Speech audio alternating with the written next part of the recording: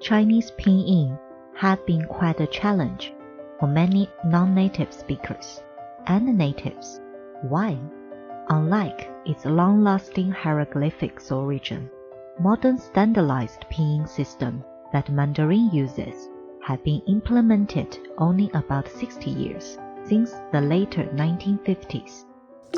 Moreover, most people know that China has the #1 population of the world for many years. With the latest updates in 2021, there are over 1.4 billion populations in China, but how many knows that this huge number of population, even though share the same language character database, but speak more than 100 diverse dialects? No matter how long you've been learning Mandarin, you would still hear foreign tongues when you visit different places in China.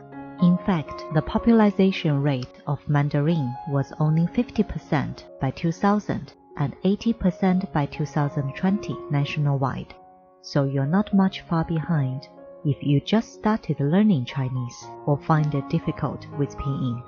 Here, we prepared the complete pinyin practice videos. Subscribe our channel, get all the updates, no matter which one you want to improve. Just click the video and start improving. In this series, we are going to practice the finals of Chinese pinyin one by one. Some might have different opinion on the quantity of pinyin finals. However, this is just up to how you group them up. I put them into 35 sets in order to make the practice easier. But before we start, don't you find the name final a bit odd? Then let's have a look at the pinyin structure first. Take this pinyin for example.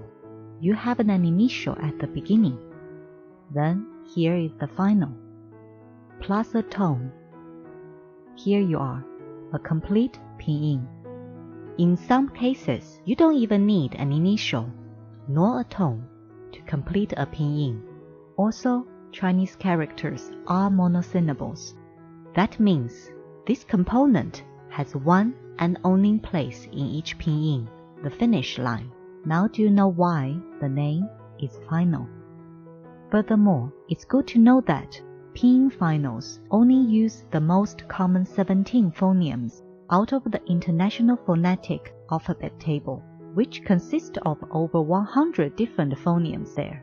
Surely your language background could be used as stepping stone, realizing that the pronunciations of pinyin finals are quite familiar. Moreover, there are no complicated phonetic changes need to apply. Those 17 phonemes, with a little bit mix and match, formed into 36 specific pronunciations. Get them right, you will be dancing in the street. On the other hand, even though pinyin finals doesn't have various dazzling phonetic changes, it does have a few transformation rules, according to my limited linguistic knowledge, that no other language is using. This time, your language background would become the blocking stone rather than the stepping stone. But there is no need to worry. I will explain each one of them in details. So, are you ready? Today we are going to practice the final a. If you have any difficulty with this pronunciation, think about how to say this word in English, but make it shorter. And this is one of the finals that can make an independent pinyin on its own. Then let's combine it with the initials and start practicing. B, A, ba. P, A, pa. M, A, ma. F, A, fa. D, A, da. T, A, ta. N, A, na l a la g a ga k a ka h a ha z a za s a ca s a da zh a zha ch a cha sh a sha w a wa i a ya. Now, come and meet the most shy final. Pronouncing ya. This symbol is used to denote a glide, so this phoneme only takes half beat or less depending on your speech patterns. Take this final as an example. Without the symbol, it pronounces ya. With it, should pronounce as ya. Don't worry if you are not used to it. You would be fine with a bit more practice. Now, let's see the speciality of pinyin. Remember, there are a couple transformation rules pinyin applies. Here is one. These two are the same, but in different forms. To help you understand, this one is an independent pinyin, like a grown-up.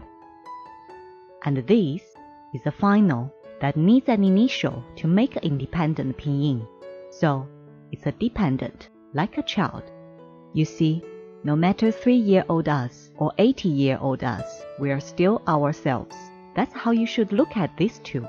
As I mentioned, this final is super shy. Why? Because it only works with these 3 initials. Let's practice them. Shall we? Ji, ya, jia. Qi, ya, qia. Xi, ya, xia.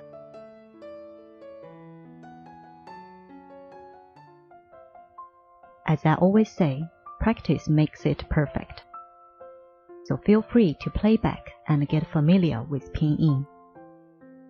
It is the key to your success of learning Mandarin. However, I have no objection if you insist on climbing over the wall instead.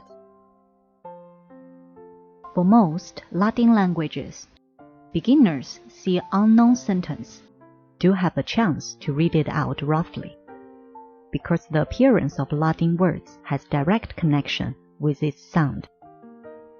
But Mandarin belongs to a hieroglyphics family. The character has much stronger connection to its meaning rather than the sound. This is a huge wall between the beginners and the Mandarin. Pinyin can break down the wall. Once the wall is down, your learning speed could be like riding a rocket. Follow up with a small game to summarize the pinyin we practiced today. Try to pronounce the pinyin that randomly show to you. Have fun, play, and learn.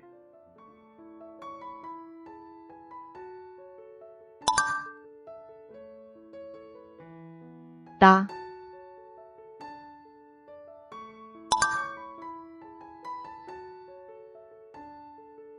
la,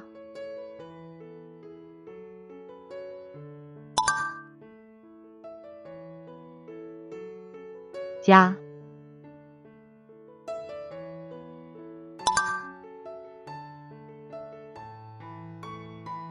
啪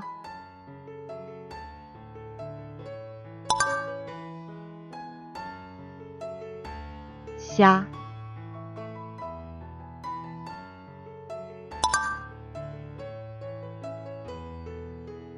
哈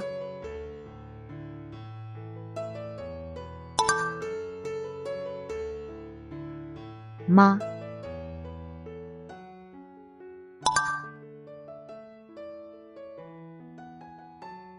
叉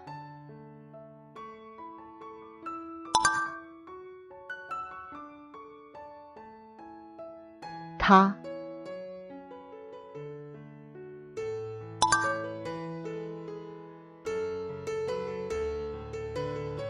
扎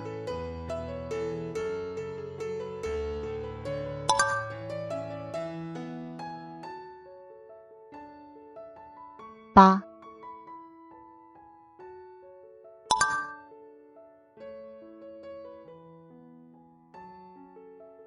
沙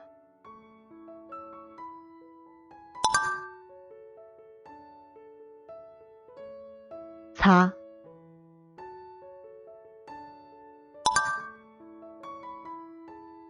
鸭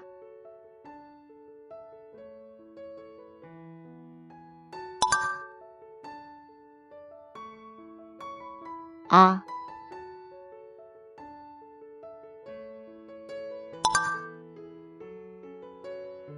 那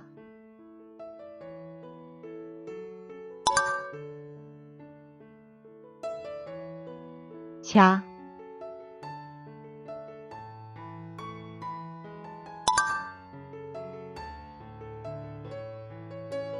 挖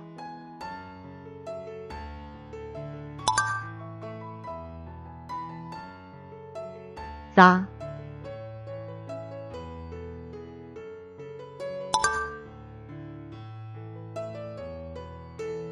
撒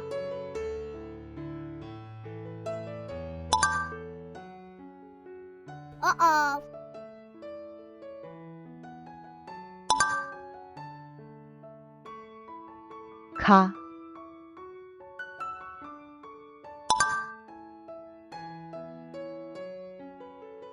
发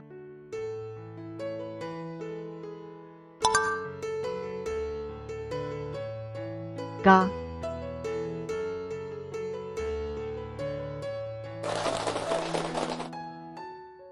How did it go? This practice series is designed for the ones before they start learning Chinese. Use it to establish the correct connection between each pinyin and its sound. This would help you to get the right start. As most of the Chinese books for beginners are tagged with pinyin, before you know it, you might start reading Chinese. On the contrary, if you get used to an incorrect pronunciation, not only would cause lots of confusion to yourselves and others, but also it's going to be very difficult to override the brain later on. Since it's the most stubborn organ in our body, just kidding. So why not to get it right from the beginning? See you again then.